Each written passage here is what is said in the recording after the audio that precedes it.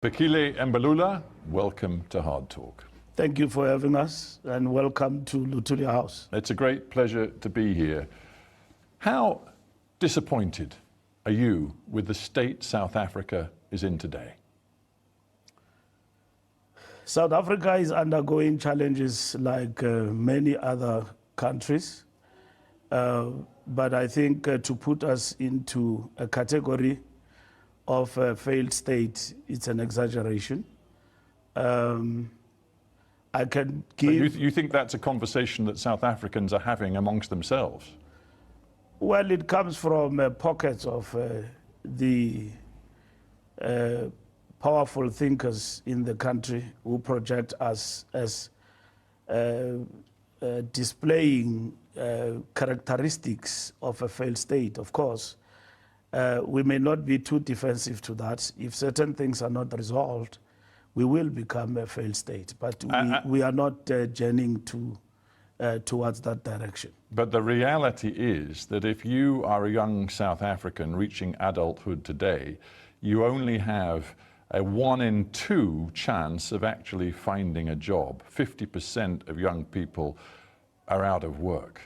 A state should be able to provide work for its people, should ensure that the economy functions. We have a South Africa today where 60% of your people are living under the poverty line. People living under the poverty line is a reflection of the state of the economy that has been battered, both informed by global features of the economy that is fluctuating at an international level, which has had an impact on our own economy, but also partly some of our own weaknesses in terms of managing the economy well. And we are on the recovery, and objectively, the COVID-19 messed up a lot of countries. The Ukraine-Russia war in itself has shattered most economies in the world, and it has brought a high level of cost of living and a number of challenges that have affected adversely the developing nations. So but some of the features that we see in terms of the economy of South Africa are not immune to us only. If you look at the state of unemployment in Europe, in some of the advanced economies, it is earth-shattering. Yes, nothing like it is here, though. And Mr. Secretary General, we have to face one simple fact. Your party, the ANC, has been in power for 29 years, and you quite literally cannot even keep the lights on in this country today. We have been in power for less than 30 years. And in that... 3 decades, and you can't keep the lights on. From 300 years of deprivation and a mismanaged country and the economy, we have been able to cushion our people from the West in these 30 years, and we still regard ourselves a young democracy.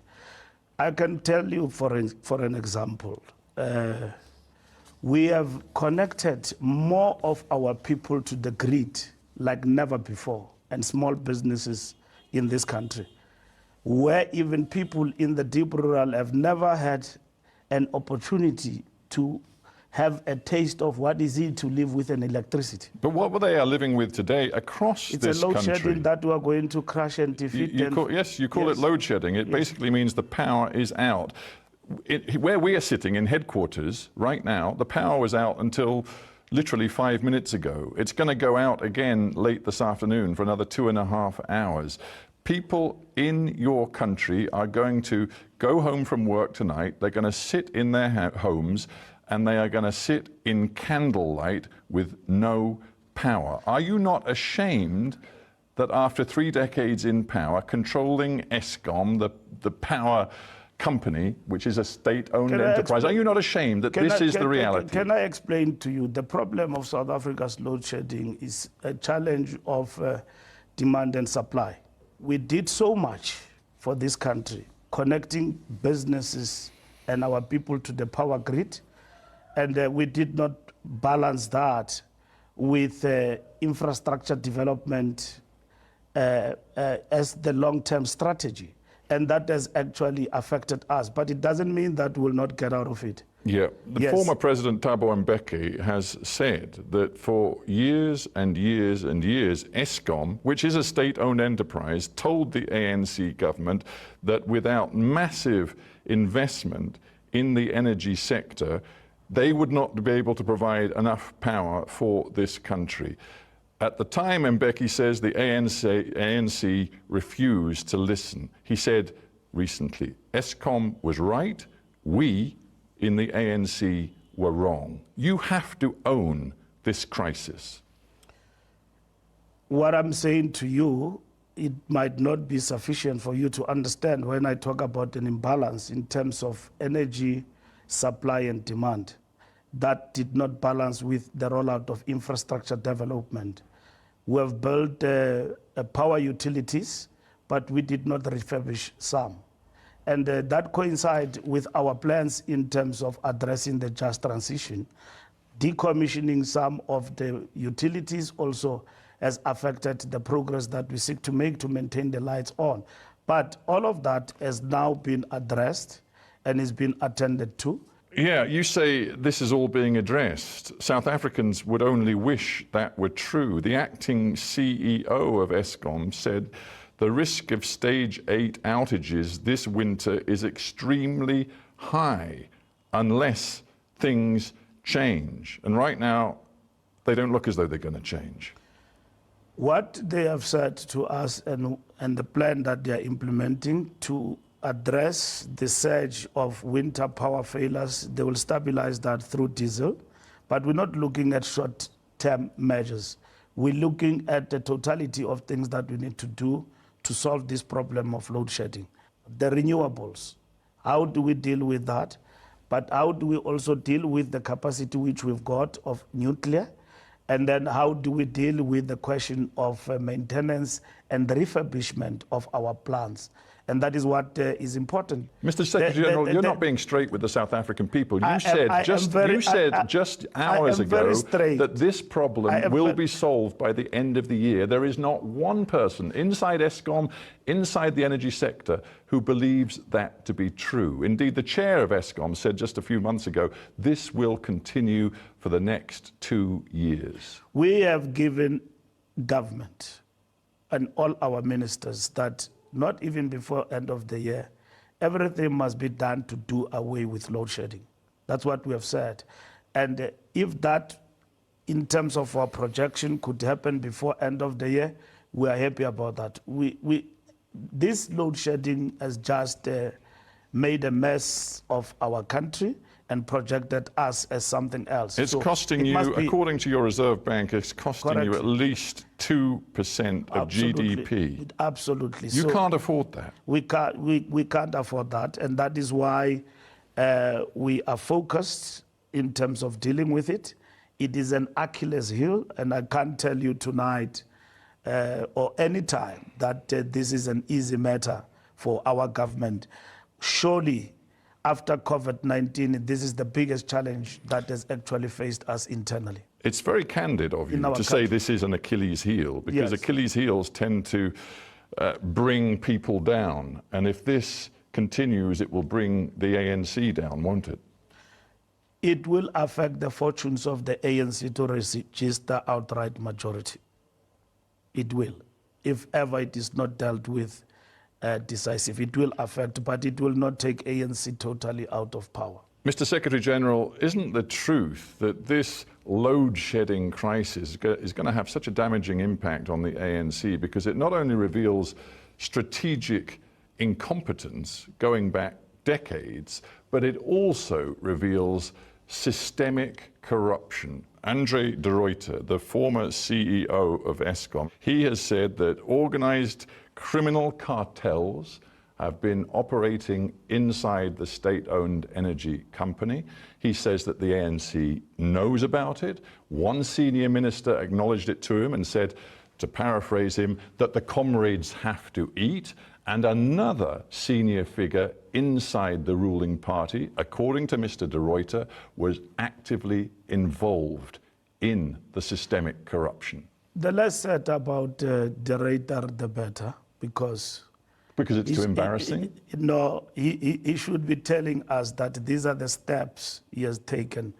The minister is not a minister of the maintenance of law and order and the maintenance of justice in this country. It But is if the he law reports enforcement. systemic criminality linked to the ANC, don't you want to know all what about he it? could do that is best in terms of dealing with the challenges that are facing ESCOM was to write a book, which is not conclusive, all in all, including giving us, that is why I've taken him to court and I'm suing him, not for money, but for saying to him, bring what you're saying to the fore, because you failed as an agent of the law in the position that he occupied to take that matter to law, because there are laws in this country that require him as a chief executive officer not to seek permission from a politician, He told, but according to take to it him, to he law enforcement. told ministers, he certainly told Mr. Praveen Gordhan, Public Enterprise Minister. Minister Gordhan is not a minister of police or even commissioner of police. He's a minister. And if Minister Gordhan could be implicated in corruption or any other minister, why will the Reiter go and report him to a politician and not report to his counterparts, Batoy and everybody, and say, help me, there is corruption. Give me the names and take that to law enforcement. You've got a partner in me in fighting corruption. That's all what I'm saying on behalf of the ANC. And I'm not interested in his shenanigans about posturing and all of that. All right. But doesn't matter. The basic point that the South African people are interested in is who is on the take, who is corrupt inside the government. And what we know, not from Mr. De Ruyter, but what we know from the Zondo Commission, which has been painstakingly looking at this so-called state capture, where money that should go to help the people of this country build a better country is being siphoned off by criminals and their partners in government. What we know is that 14 billion rand of ESCOM contracts went to state capture, to criminality. We know that 41 billion rand was looted from Transnet, the main transport state-owned enterprise, by state capture. This is not for discussion. The Zondo Commission has investigated, and that's what it found. Who established the Zondo Commission? It's the ANC. You expect credit for that? As a measure of fighting corruption, I don't expect credit for that. I'm saying, do not be economic with your projection of the past as though it was not dealt with. That's the problem you people are all about. There was Zondo Commission, it simply fell from the sky, it happened on its own. The ANC was just folded arms and allowed corruption to deal with. Can a failed state do that? To establish a commission to fight corruption? So you tell me the senior figures inside the ANC who have been brought to justice. Have you been told, I can't give you now the numbers, how many billions have been covered through forfeiture unit, which has been beefed up in the fight against state capture and getting money that has been stolen as a result of corruption in this country? As we speak, you're not emphasizing that. Correctly so. The report of the Zondo Commission does say those things, but who established the Zondo Commission? It's the ANC. Where are the big fish in the government and the ANC who are currently behind bars for systemic corruption? The work in terms of this commission has just ended a year ago. Law enforcement is, a lot of resources have been injected into law enforcement. Special investigations to investigate this corruption are being undertaken. The Guptas have run away from this country. Neil Froneman, the CEO at Sibanye-Stillwater, which I think is the biggest employer in the mining sector in South Africa, he says business investment in South Africa is on strike. Investors now are very negatively disposed to this country. They've lost faith and they've lost trust. For outside investors, they look at the foreign policy, diplomatic orientation of South Africa. They see that right now you are locked in a tense dispute with the United States because the US sees you as deeply sympathetic to Vladimir Putin's Russia, despite the Russian all-out invasion of Ukraine? We have explained those issues. Our government is dealing with those matters with the United States of America. We are not locked in any dispute of any form. And we are non-aligned when it comes to the conflict in Russia. And that is the line we're pursuing. Well, for a start, the US ambassador here in South Africa said that he had evidence that weapons had been loaded onto a Russian... I met with him yesterday. He apologized for being overzealous and saying things that he shouldn't have said. Yeah, you say he's apologized. We have not heard him himself issue an apology. Well, I am saying to you, he have apologized. I met him right here in the Revolutionary House yesterday. Your government has launched an investigation about that alleged weapons shipment. It is correct. Can you categorically guarantee to me here and now, as the head of the ANC, that no weapons were put on board that vessel? Our government has reassured the ANC that there is nothing to the truth about weapons being exchanged between our countries. I phrased my question carefully. Can you now categorically say no weapons were put on board that Russian ship? I've explained to you that there is a action that has been taken by our government in terms of investigating. South Africa is a treaty member of the International Criminal Court. If Putin comes here in August as planned, your government will be obliged to arrest him. As head of the ANC, do you believe your government should and indeed will arrest Vladimir Putin? If it was according to the ANC, we will want President Putin to be here even tomorrow.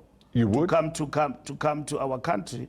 But you would welcome Vladimir Putin here right now? Of course we will welcome. A man who is being investigated for war crimes by the International Criminal Court. We will welcome him to come here as part and parcel of BRICS, but we know that we are constrained by the ICC in terms of doing that. Putin is a head of state. Do you think that a head of state can just be arrested anywhere? How many crimes have your country committed in Iraq? How many crimes have everyone else who's so vocal today committed in Iraq and Afghanistan? Have you arrested them? You have not. You know the impact that this stand of yours... You're making a lot of noise about putting in state of working for peace between Ukraine and Russia, and you failed to resolve the war. Where are the weapons of mass destruction? Tony Blair went to Iraq and claimed that there are weapons of mass destruction. Did you see anybody standing against that in the United Kingdom and Britain? More than millions of people have died in Iraq and Afghanistan, and there are no weapons of mass destruction. We know what the war is about. Mr. Secretary General, between Russia and Ukraine. We want peace. That's what is important, so that the world can thrive. And organs and institutions of the world that institute world peace must not be conspicuous by their silence in deciding decisively. We don't have much time left. I want to bring it back to domestic South African politics before we end. You acknowledge with me very candidly that the load shedding is causing real political damage to the ANC. You called it an Achilles heel. You know the opinion polls show that the ANC right now is sunk well below the 50% mark in terms of support, which means in the 2024 election, it is highly likely you will not win a parliamentary majority. You're probably, if you can rule at all, going to have to rule by coalition. Are you looking at Julius Malema's economic freedom fighters as a partner for the ANC after 2024? I've been heading ANC elections now for over a decade. I've never gone to an election where the polls have been positive about the incumbent. Because of the sense of incumbency, you will always be affected negatively by the polls. Well, forgive me, but in previous elections, the ANC has polled 60%, 70%. This time you're at the low 40s. No, we didn't. We were favored by the fortunes, our fortunes in the elections, because we're the new president, but the ANC polled below 50 in the last election and even before that election. Who will work with in the election going forward in terms of this country? We as the ANC, we're not working to achieve the result of a coalition. And just one more question about Malema. His manifesto commitments are quite clear. He'll tell South Africans if they vote for him, he's going to confiscate land without compensation. He's going to nationalize key industries, including the mines and the banks. If you are to do a deal with Malema, you will have to consider whether you're prepared to take on his program. We don't have dealings with anybody, and we don't looking at deals in 2024. We are working very hard for our people because we draw our mandate from our people. The dealings with anybody have not worked in terms of the local government elections and the coalitions, and that is why we have adopted a framework that must guide us. Most of the coalitions in this country have collapsed, and that is why as the ANC, we have been working with the framework of stabilizing the the coalitions in the hung municipalities. And South Africans can see for themselves that coalitions don't bear any fruit. I'm sure you'd agree with me that democracy is all about accountability. It gives people the right to hold their leaders to account. After 29 years, with the state South Africa is in today, where you literally can't even keep the lights on, do you think that you in the ANC deserve the continued support of your people? In that 30 years, we have connected our people to the grid. We have guaranteed and given our people social security. We have given our people decent housing. We have faltered on electricity, which is load shedding, a single biggest demand for our people and our economy, and we are going to solve it. And doing the misrule of 300 years, in 30 years, we have done so much. And yet we are defined by one single issue. We will defeat that issue. As the African National Congress, we are determined to ensure that load shedding is something of the past. It does not erode everything good that we have done. Not that in that 30 years we did nothing wrong. We did falter. We made mistakes. We did veer away. We accept. And that is why we are determined to come back. We renew ourselves. We change things. We fight corruption. We fight even the possibility of degenerating to a failed state. That's what we are determined to do as the ANC. And we have to end there, but Fikile Mbalula, I thank you very much for being on Hard Talk. Thank you. Thank you very much.